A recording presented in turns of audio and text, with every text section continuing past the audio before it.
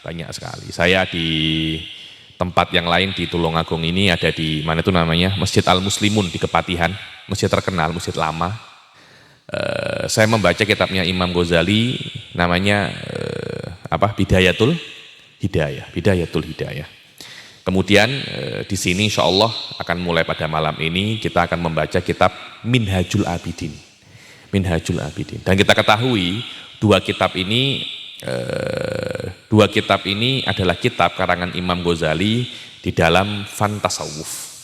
Imam Ghazali sendiri itu mempunyai banyak sekali karangan ya.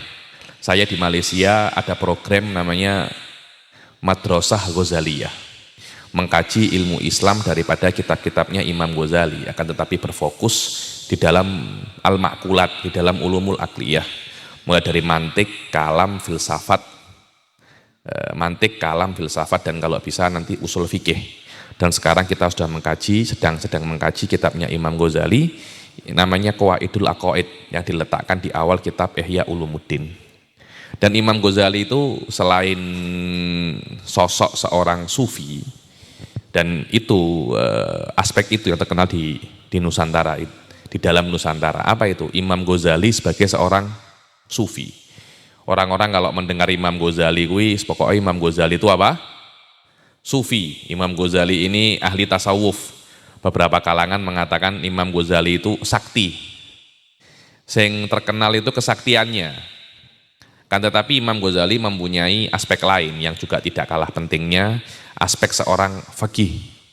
Ahli fikih Imam Ghazali itu. Kitabnya namanya Al-Wasit, Al-Basit, Wal-Khulasah. Begitu pula Imam Ghazali ini seorang usuli, ahli usul. Kitabnya beliau, salah satu kitab beliau itu menjadi rujukan dan referensi utama daripada kitab usul fikih ala thariqatil mutakallimin. Apa itu? Al-Mustasfa.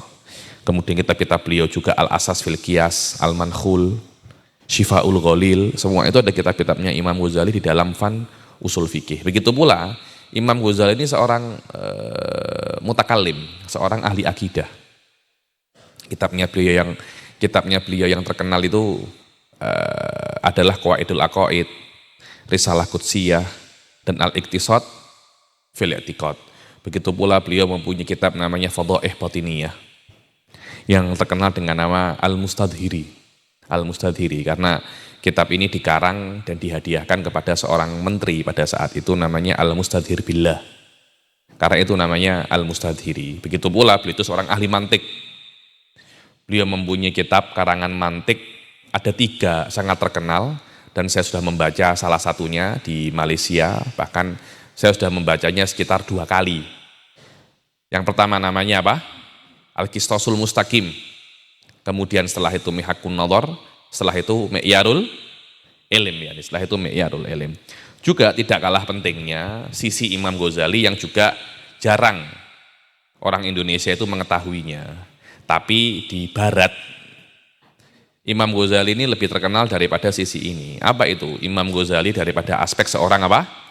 Filosof, seorang ahli filsafat. Kitabnya sangat terkenal itu adalah Tahafutul Falasifah dan Maqasidul Falasifah. Yang mana Tahafutul Falasifah ini yang menjadi sasaran utama seorang alim besar setelahnya yang bernama Ibnu Rusyd, yang pembela Aristoteles, mengarang kitab untuk mengkritik Tahafutul Falasifah, namanya Tahafut, dan nanti dikarang Tahafutit Tahafut, dan seterusnya sampai sampai nanti kita tengok mana dalil yang lebih kuat daripada setiap dalil daripada pengkritiknya. Apapun itu, Imam Ghazali ini sosok yang sangat penting sekali di dalam keilmuan Islam. Biasanya di dalam kelas-kelas awal itu saya akan menjelaskan tentang sosok pengarangnya, kitabnya, kemudian mungkin syarah-syarah yang akan kita pakai. Agar nanti itu di kelas-kelas selanjutnya itu kita tahu apa yang akan kita baca, bagaimana yang kita baca, siapa ulama yang menulis kitab yang akan kita baca ini. Yang pertama adalah saya berbicara tentang kitab daripada yang akan kita baca. Kitab ini namanya kitab Minhajul Abidin. Namanya apa? Minhajul Abidin. Minhajul Abidin ini adalah kitab daripada tasawuf. Biasanya dibaca setelah kitab Bidayatul Hidayah dan sebelum Ihya Ulumuddin. Yang mana Ihya Ulumuddin ini adalah masterpiece daripada kitab karangan Imam Ghazali di dalam tasawuf, yakni yang hampir semua itu setelah adanya Ihya Ulumuddin semuanya membaca kitab Ihya Ulumuddin. Dalam kitab Ihya Ulumuddin pun ada 3 fan di situ. Fan fikih, akidah, dan tazkiyah atau akhlak. Yang mana memang ide utama daripada kitab Ihya Ulumuddin itu adalah bagaimana Imam Ghazali ingin menghidupkan kembali ilmu-ilmu agama.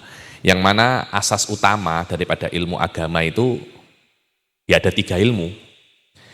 Ilmu iman yang representasinya adalah akidah, Islam yang representasinya adalah fikih, dan ihsan yang representasinya adalah apa namanya? Tasawuf. 3 ilmu ini adalah inti daripada agama. Dengan adanya kitab Ihya Ulumuddin, Imam Ghazali ingin menghidupkan kembali 3 ilmu ini. Dan 3 ilmu ini tidak bisa dipelajari dengan sendiri. Dengan arti Anda tidak bisa untuk menghidupkan agama atau tidak bisa. Anda hanya mempelajari akidah saja tidak bisa. Fikih saja tidak bisa. Tasawuf saja tidak bisa. Kenapa? Karena semua ilmu agama itu saling berkaitan. Semuanya mendukung pemahaman satu sama lain. Karena itu Imam Ghazali mengarang kitab Ihya Ulumuddin untuk